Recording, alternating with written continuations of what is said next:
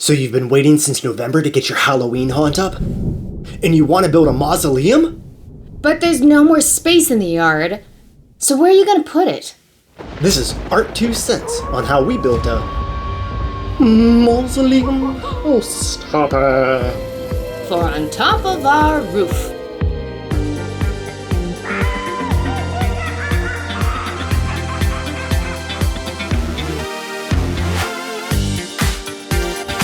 How's it look?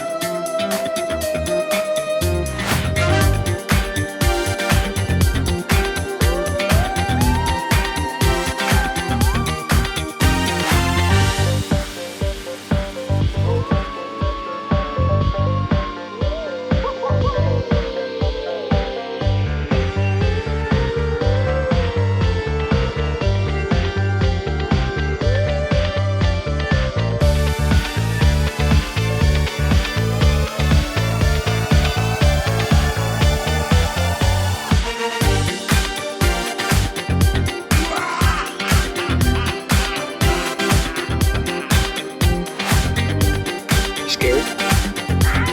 Too much Halloween?